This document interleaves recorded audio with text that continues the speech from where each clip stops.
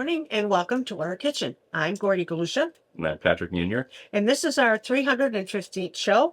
And we are today going to make banana bread. And Patrick is going to make Trenete Al Pesto. And we're going to start with Patrick by making his pasta dish. All right, so today we're going to make Trenete Al Pesto, which is a simple pasta dish that uses very similar ingredients to last week. We're focusing on a green pesto dish this time to kind of mix it up. The first thing we need to do, because the potatoes are going to take the longest, is toss them into some boiling pre-salted water and let those start to cook through. We need green beans. So I've got a package of green beans here. We're just going to chop them down. You want them in bite-sized pieces so that they're easy to chew. These are not going to go in at the same time. They have a less cook time than the potatoes. We probably want these in for about 5 minutes. So we are going to just chop them up as the potatoes come through. And in about 10 minutes, these are going to go into the pasta water. Then ultimately, we're going to add in the pasta itself. I've got fresh pasta again this week, which will only take about 2 minutes to cook. So we're going to put that in towards the very end. And then we're going to strain all but a little of the pasta water. We're going to toss in this pesto, mix it up with a little bit of Parmesan cheese, and we're done. So it's a quick weeknight meal. Just something to throw together pretty easily. You can make your own pesto with this, which does make a difference. I found that when I make it, the toasted pine nuts is what really takes it above anything store-bought. Otherwise, you're really not getting too much additional flavor. If you wanted to just zhuzh this up a little bit, you could very easily take the jarred pesto, toast some pine nuts on the stovetop, and then just throw it all through a food processor quick with additional olive oil and cheese. That'll take it another notch up if you wanted to zhuzh it up, but otherwise, this is a perfectly good dish. I love to serve it with grilled chicken. You don't have to. I'm going to serve it today just as it comes, in which case it is a vegetarian-friendly meal.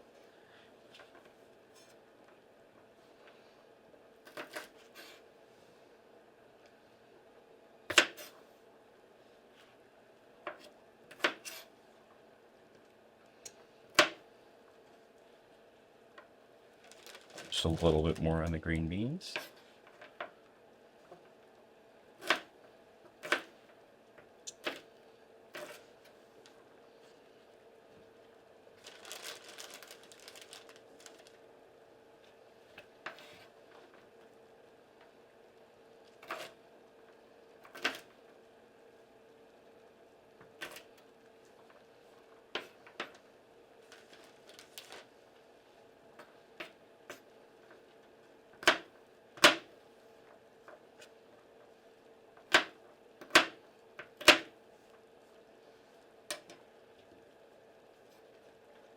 You want the potatoes to get about just tender, a little bit underdone before you start putting things in. So you're looking for a knife can easily pass through it, but still offers some resistance. We've got a while to go, so we're going to cut it over for some banana bread. Today I'm going to make banana bread. And in my container here, I have a cup of sugar, 2 cups of flour, a half a teaspoon of salt, and a teaspoon of baking powder. And I'm going to put it in my sifter, and I'm going to sift it because it is gluten-free flour. I'm using that today.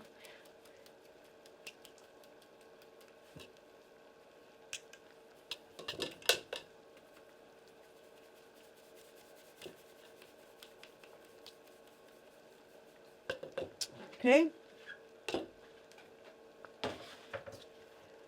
Next, I will add an egg.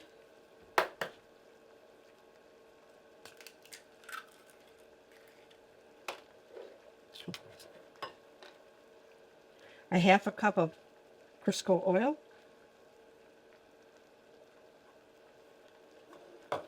And I will mix this up.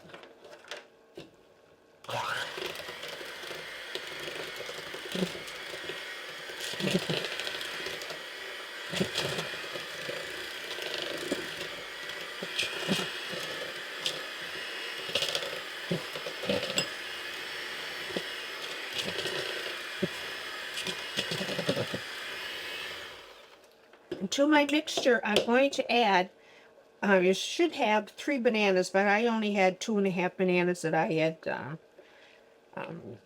squished up. And next, the bananas go in last.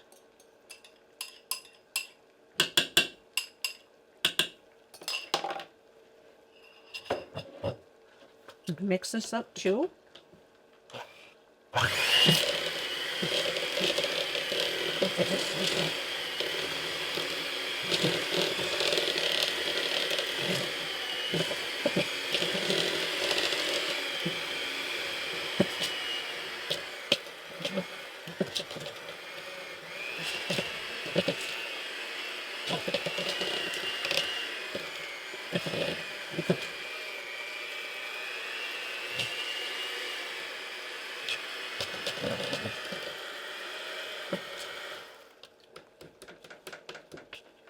Okay, gonna get that out of my beaters here.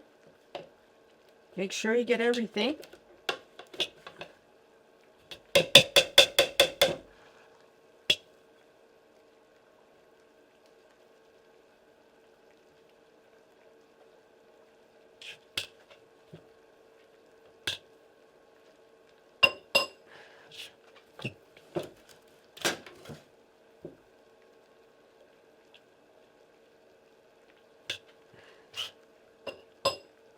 Excuse me just a minute, I gotta wash my hands. Gets a little messy sometimes. But this is what it looks like when it's all mixed up.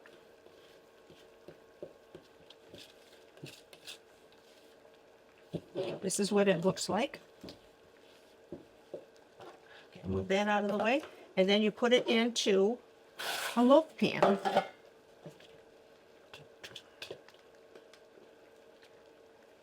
It's very easy to make. If you like banana bread, this is a way to make it. Maybe, if I can get it out of the bowl. We'll do it this way. Yeah.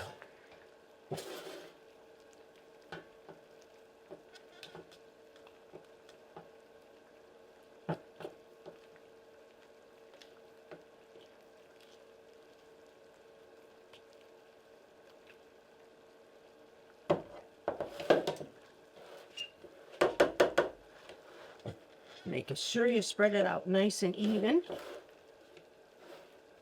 need it. Okay. Make sure you clean out your bowl good. Right there. Okay.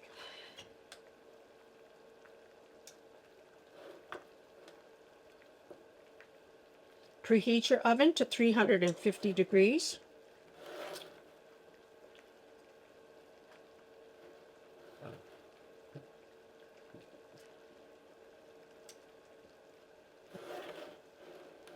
Make sure it's nice and even, so when it bakes it will be even.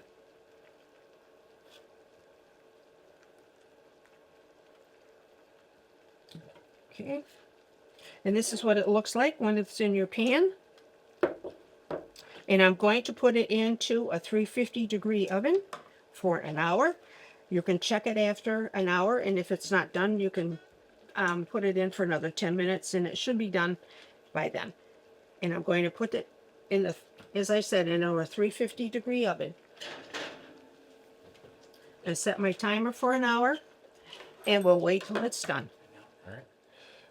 So we're back here. It's been about 10 minutes. The potatoes were pretty much right. We're on that texture we wanted. I took one out with my tongs, kind of crushed it a little bit. It took a little bit of force, meaning that they're becoming tender, but not all the way, which is about where we wanted them at the time we added the green beans.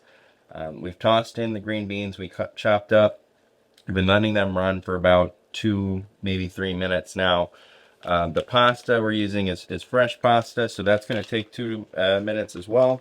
So we're going to start adding that in to finish up with the green beans and potatoes.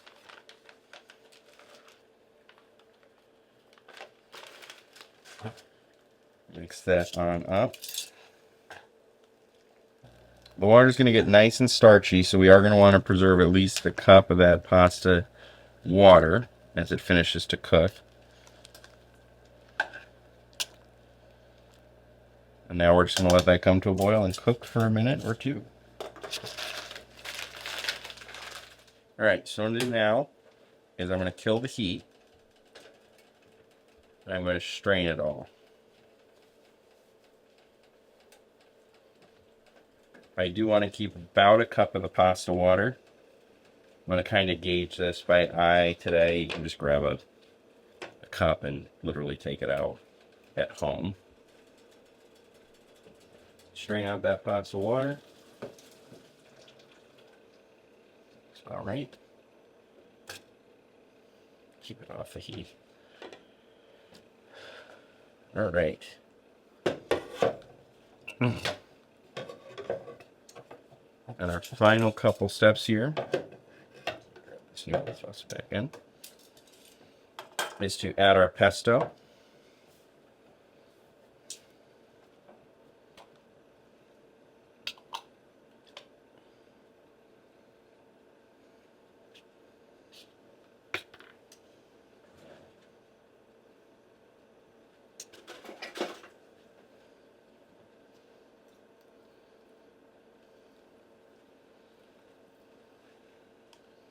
Using about 3/4 of a jar here to start. Mix that all in. Sorry.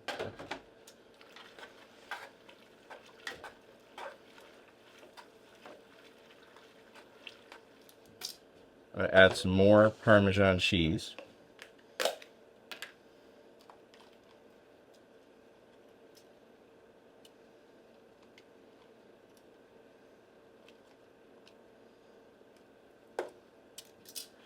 Mix that in as well.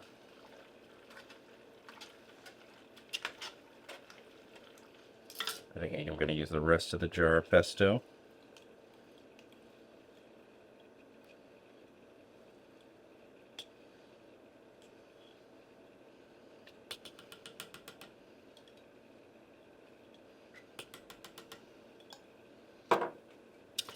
So pesto, green pesto, is really just basil, cheese, olive oil, tree nuts. All squished up. All squished up. Pretty common to put it through a food processor in modern days, although not unheard of for a mortar and pestle to be used. Make it yourself. We'll show up. And that's it. That is Trenete Al Pesto. It's ready to serve. Welcome back to our table. This is show number 315, and these are the dishes that were made. And Patrick, would you like to tell about your dish? All right, so today we made a Trenete Al Pesto, or pasta al pesto, which is a very simple dish just made with small potatoes, green beans, pasta, and a jarred store-bought pesto all mixed together and topped with some Parmesan cheese. It's a very easy dish to make. Another simple 4-ingredient weeknight pasta to take home. Today I made banana bread. If you have bananas, like 3 bananas that are overripe, you can use those in this banana bread. The difference is it didn't rise very high because I used gluten-free flour. There's only 7 ingredients in this banana bread, so it's very easy to make, and it's very good. I put sugar, and I have Crisco oil and an egg, and I have 2 cups of flour, salt, and baking soda, and a teaspoon of vanilla, and I mixed it all up, baked it in the oven for an hour, and this is a result of our banana bread. I hope you try it. Thanks. And that's all from our kitchen.